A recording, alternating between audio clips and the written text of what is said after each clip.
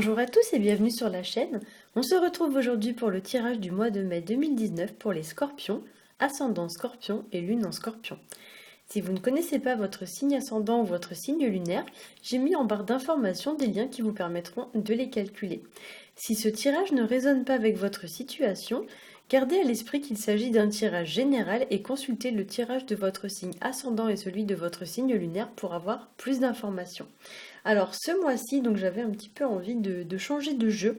J'ai donc utilisé le Rider Tarot Deck qui est mon jeu préféré et j'ai réalisé un tirage en 3 cartes.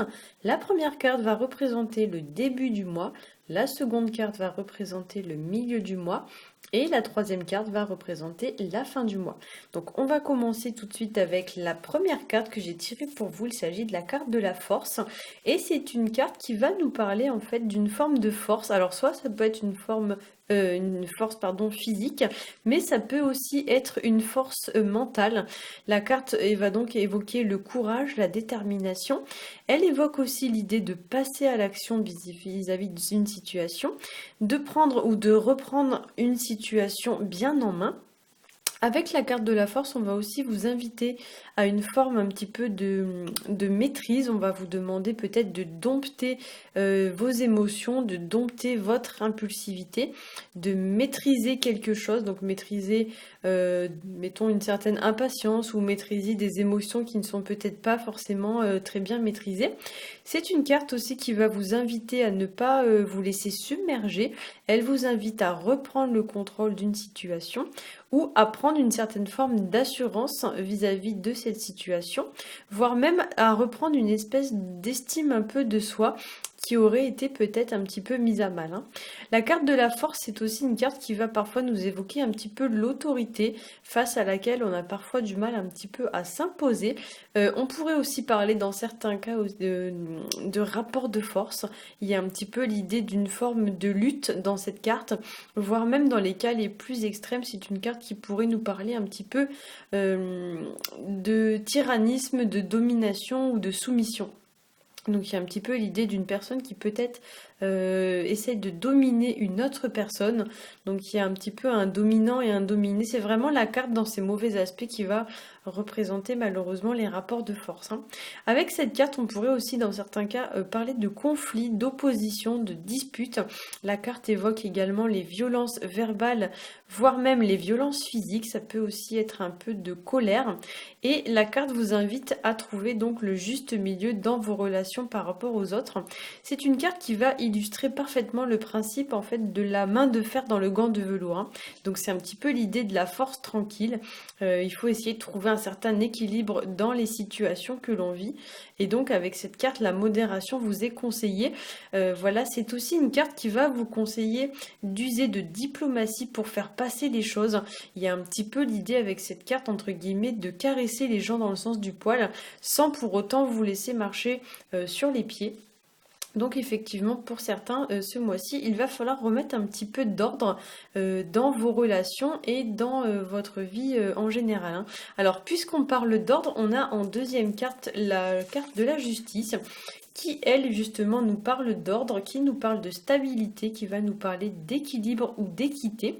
C'est une carte qui va évoquer un peu l'idée d'examiner une situation bien en face, d'en peser les aspects positifs et négatifs, puis d'en tirer une conclusion, c'est-à-dire de trancher une situation de façon claire, nette et précise, sans revenir ensuite sur sa décision.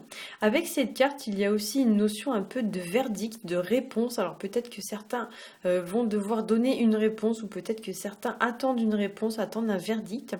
La justice, c'est aussi une carte qui va évoquer l'idée d'adopter un comportement responsable, un comportement mature, un comportement droit et intègre.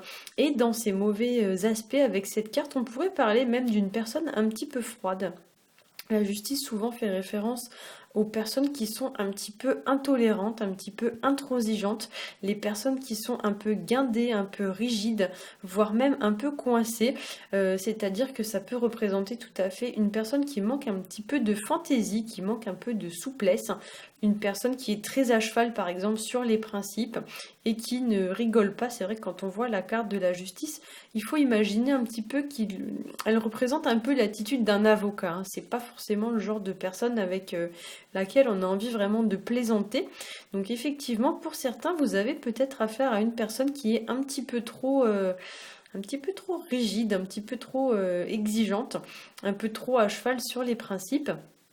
Et la carte donne un petit peu l'idée de mettre un petit peu de souplesse dans cette situation, hein. La carte de la justice est aussi une carte qui va représenter les situations en lien avec le juridique, le judiciaire et aussi avec les administrations. Donc ça peut représenter aussi les personnes de loi ou bien les personnes qui occupent des postes administratifs. Ça peut être un notaire, un avocat, quelque chose comme ça, hein. La justice est aussi une carte qui va être liée à tout ce qui est morale et honneur. Donc avec cette carte, peut-être qu'on va vous inviter à vous comporter de manière plus responsable, à vous comporter vraiment de façon entre guillemets claire, franche, avec beaucoup d'honneur et de morale, de respecter davantage les lois. Et c'est une carte aussi qui va nous parler de remettre une forme d'équilibre ou d'équité dans sa vie, de laisser de côté tout ce qui n'a pas lieu d'être ou tout ce qui nous tire un peu vers le bas pour retrouver ensuite une situation un petit peu plus saine, hein. Alors, au niveau de la troisième carte, j'ai tiré pour vous la carte de la roue de fortune et c'est une carte qui va nous parler de la fin d'un cycle et du début d'un nouveau cycle. Ça peut nous parler aussi d'une transition entre deux situations avec l'idée qu'il faut un petit peu s'adapter aux aléas de la vie, donc c'est-à-dire avec ses bons et ses mauvais côtés. C'est aussi une carte qui vous demande de vous adapter au changement tant bien que mal, même si parfois ce n'est pas toujours facile. C'est une carte qui va vous dire que après la pluie vient le beau temps. Donc parfois dans la vie, c'est vrai qu'on connaît des périodes qui sont un petit peu plus difficiles que d'autres. Pour autant, il ne faut pas se décourager, il faut garder confiance en l'avenir. Cette carte va évoquer aussi dans ses aspects positifs une période de chance, une période dans laquelle il y a peut-être une opportunité à saisir, avec l'idée que peut-être celle-ci ne va pas se représenter deux fois, donc il ne faut pas la rater, il ne faut pas la louper.